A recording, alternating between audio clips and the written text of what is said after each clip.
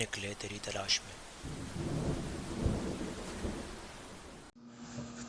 Wyoming, اڈاہو، Montana, پیلا پتھر اور نیلا تالاب۔ میں ستمبر 2015 میں اپنے بیٹے عمر کے گھر سین انٹونیو آیا ہوا تھا۔ ہمارا پروگرام بنا کہ دنیا کے قدیم ترین یلو اسٹون نیشنل پارک کی سیر کی جائے اور وہاں کی جنگلی حیات کا بنفس نفیس مشاہدہ کیا جائے۔ میں، عمر، ماریا بیٹی، پوتی زینب اور پوتا سعد 12 ستمبر کو جہاز سے سالٹ لیک سٹی، یوٹا کی ایئرپورٹ پر اترے۔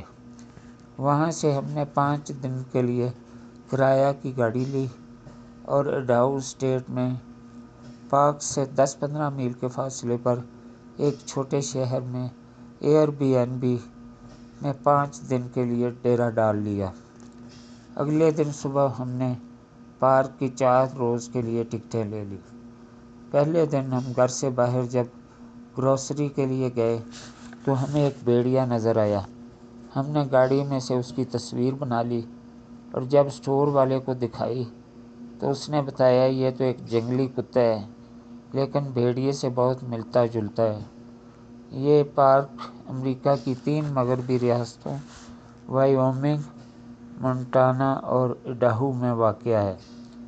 یہ پارک 1 مارچ 1872 میں قائم کیا گیا۔ اس کا رقبہ 8,983 کلومیٹر ہے۔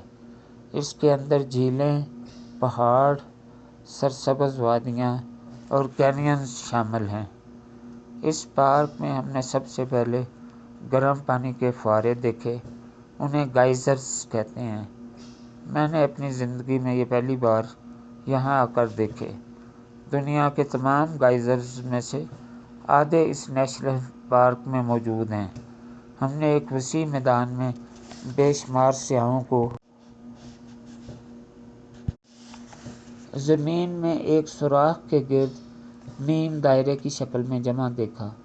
پاس جا کر معلوم ہوا کہ یہ فیتھ فل گائزر ہے اور اس میں ہر 90 منٹ کے بعد فوارہ ابلتا ہے اور سیاح پہلے سے آ کر یہاں جمع ہو جاتے ہیں۔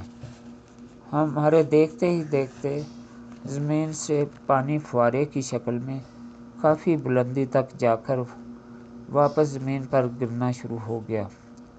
حیران کن بات اس کے پانی کا گرم ہونا اور ہر 90 منٹ کے بعد باقاعدگی سے فضا میں بلند ہونا تھا۔ یہاں ایک اور گائزر اسٹیم بوٹ کے نام سے ہے جو دنیا کا سب سے بڑا اور ایکٹیو گائزر ہے۔ اس کے بعد وہاں ہم نے گرینڈ پرزمیٹک سپرنگ دیکھا۔ یہ زمین پر ابلتا ہوا پانی ہے جو ایک چھوٹا سا چشمہ لگتا ہے اور ٹھنڈے پانی میں بعد میں مختلف فنگائی اگنے سے پانی سبز، نیلا اور دوسرے مختلف رنگوں کا ہو جاتا ہے۔ دور سے دیکھنے پر یہ بڑے خوبصورت پانی کے حوض نظر آتے ہیں لیکن قریب جانے پر پتہ چلتا ہے کہ یہاں زمین میں گرم گرم پانی تھوڑی مقدار میں لگاتار برآمد ہو رہا ہے۔ یہ بے شمار رنگیلے چشمے دور سے دیکھنے پر بڑے خوبصورت لگتے ہیں۔ Yellowstone cauldron. Yellowstone Caldera کو ڈورمنٹ سمجھا جاتا ہے، یعنی اس کے نیچے موجود لاوا آرام کی حالت میں ہے، لیکن یہ آتش فشاں پچھلے 20 لاکھ سالوں میں کئی مرتبہ بڑی شدت سے پھٹ چکا ہے۔ جب بھی اس کے پھٹنے سے لاوا بہتا ہے تو لاوے میں سے چٹانیں اس پارک کے اکثر حصے کو ڈھانپ لیتی ہیں۔ ہم نے ایک کینین بھی دیکھا، پہاڑ کے اندر بہنے والے دریا کے لگاتار کٹاؤ سے پہاڑ کی مختلف تہیں بڑی خوبصورت لگتی ہیں۔ پت جھڑ کے موسم میں مختلف رنگوں کے پتوں کی وجہ سے درخت بے شمار رنگوں میں بڑے ہی بھلے معلوم ہو رہے تھے۔ ہم پہاڑی کے کٹاؤ میں پانی کی سطح تک گئے۔ واپسی پر چڑھائی خاصی مشکل لگ رہی تھی۔ لیکن نیچے جا کر ہی پہاڑ کی بہت ساری تہیں دیکھی جا سکتی تھی۔ ہم شام کو کار میں واپس اپنے عارضی ٹھکانے پر پہنچ گئے، سو کر دن بھر کی تھکان دور کی۔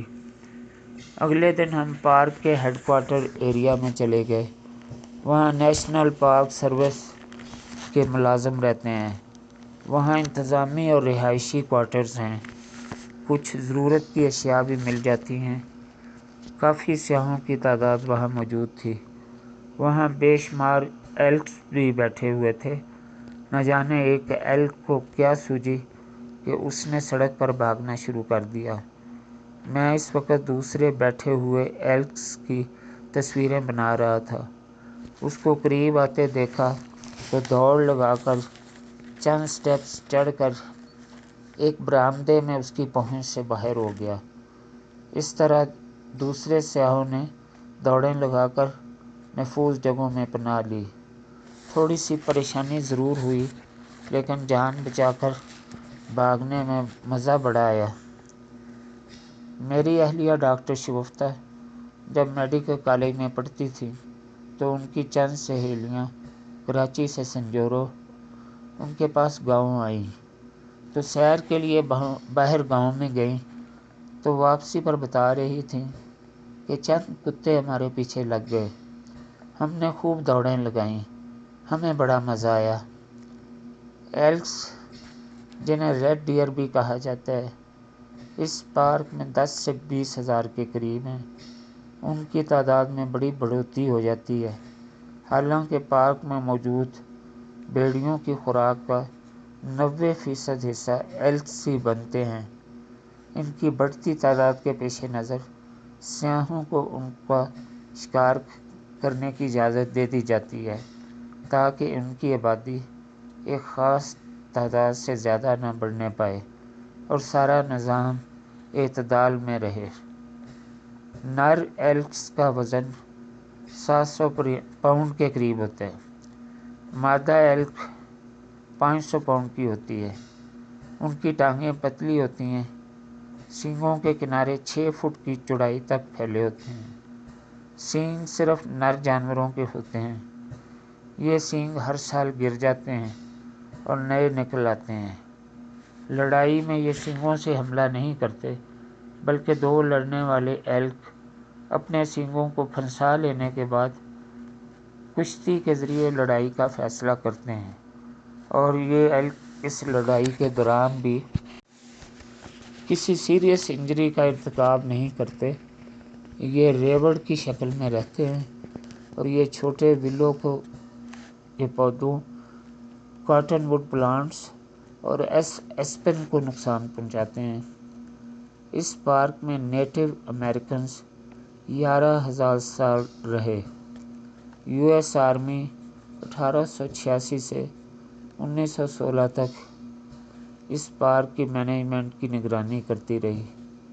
1917 سے اس کے انتظامات نیشنل پارک سروس کے حوالے کر دیے گئے۔ اس پارک کو حوادث زمانہ سے محفوظ رکھنے کے لیے سینکڑوں تعمیرات کی گئی ہیں۔ اس پارک میں 1,000 سے زیادہ آرکیالوجیکل سائٹس ہیں جن کو ریسرچرز نے ایگزامن کیا ہے اور محفوظ بھی کیا ہے۔ اس پارک میں ہر سال آگ بھی لگ جاتی ہے۔ 1988 میں 1/3 حصہ پارک جل گیا تھا۔ تیسرے دن ہم گاڑی میں سیر کرتے جا رہے تھے کہ بے شمار سیاحوں کو ہم نے درختوں کے درمیان جھانکتے دیکھا تو ہمیں کچھ فاصلے پر 2 کالے ریچھ دکھائی دیے۔ جنگل میں ریچھ کو دیکھنا اور بات ہے، اور چڑیا گھر میں قید ریچھ کو دیکھنا اور۔ مجھے بچپن میں پڑھی ہوئی 2 کہانیاں یاد آ گئیں۔ پہلی کہانی میں 2 دوست جنگل میں اکٹھے جا رہے تھے کہ اچانک ان کی ملاقات ایک ریچھ سے ہو گئی۔ ایک دوست کو درخت پر چڑھنا آتا تھا، وہ فوراً درخت پر چڑھ گیا۔ دوسرا دوست شاید شہر کا رہنے والا تھا، وہ درخت پر تو نہ چڑھ سکا، لیکن وہ بے سدھ زمین پر لیٹ گیا اور اپنی سانس روک لی۔ ریچھ اسے تھوڑی دیر سونگھ کر واپس چلا گیا۔ جو دوست درخت پر چڑھ گیا تھا نیچے آ کر اسے پوچھنے لگا کہ ریچھ تمہارے کان میں کیا کہہ رہا تھا؟ دوست نے جواب دیا کہ وہ کہہ رہا تھا کہ جو دوست ضرورت کے وقت کام نہ آئے اس سے دور رہنا ہی اچھا ہوتا ہے۔ دوسری کہانی میں دو دوست دریا کے کنارے سیر کر رہے تھے کہ ان کی نظر ایک بہتے ہوئے کمبل پر پڑی۔ ایک نے کہا کہ میں یہ کمبل لے کر آتا ہوں اور دریا میں چھلانگ لگا دی۔ دوسرا دوست کنارے پر پریشان ہو رہا تھا کہ وہ کمبل لے کر باہر کیوں نہیں آ رہا۔ دراصل وہ کمبل کی بجائے ایک ریچھ تھا۔ اس دوست نے زور سے کہا کہ کمبل چھوڑ دو اور باہر آ جاؤ، تو پانی کے اندر دوست نے جواب دیا کہ میں تو کمبل کو چھوڑ رہا ہوں لیکن کمبل مجھے نہیں چھوڑ رہا۔ ان لوک کہانیوں کے برعکس وہاں موجود پارک کا ایک گائیڈ ہمیں بتا رہا تھا کہ یہاں کے گریزلی ریچھ کالے بھی ہوتے ہیں اور براؤن رنگ کے بھی۔ کالے ریچھ درختوں پر بھی چڑھ جاتے ہیں جبکہ براؤن درختوں پر نہیں چڑھ سکتے۔ براؤن ریچھوں کے ناخن زیادہ لمبے ہوتے ہیں اور ان کے کندھوں پر ایک کوہان سا ابھرا ہوتا ہے۔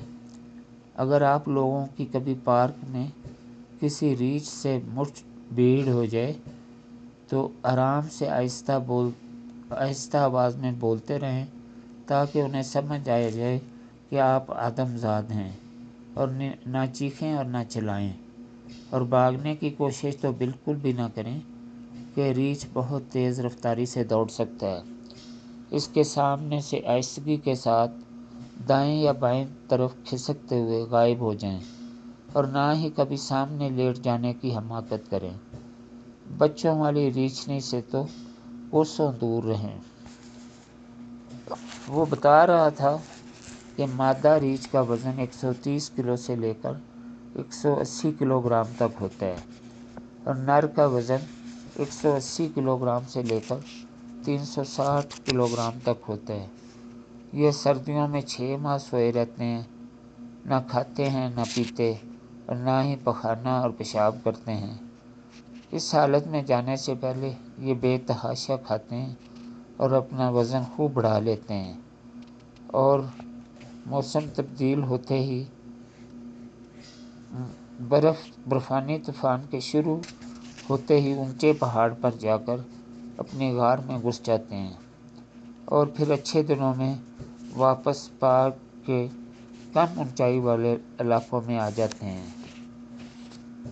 تیسرے دن پارک میں ہم نے ایک سیاح کو دیکھا۔ وہ اسٹینڈ پر رکھے ہوئے ٹیلی اسکوپک کیمرے کی اسکرین پر بڑے غور سے کچھ دیکھ رہا تھا۔ ہمارے رکنے پر اس نے اسکرین پر جو منظر ہمیں دکھایا تو وہاں ایک خونخوار بھیڑیا اپنے شکار کی چیر پھاڑ میں مشغول نظر آیا۔ اس سیاح نے بتایا کہ اس پارک میں تقریباً 80 سے لے کر 100 کے قریب بھیڑیے ہیں۔ کسی زمانے میں یہاں 500 کے قریب تھے، پھر بالکل معدوم ہو گئے اور 1995 میں دوبارہ نئے بھیڑیے لا کر یہاں آباد کیے گئے۔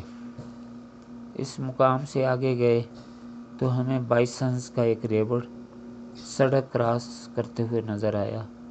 یہ جانور ہمارے بھینسے کی طرح لگتا ہے لیکن یہ بالکل مختلف جانور ہے۔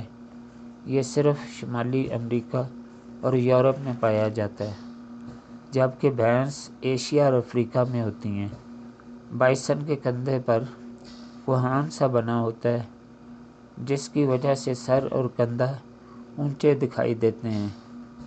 ان کی لمبائی 12.5 فٹ کندھے کے قریب ہوتی ہے۔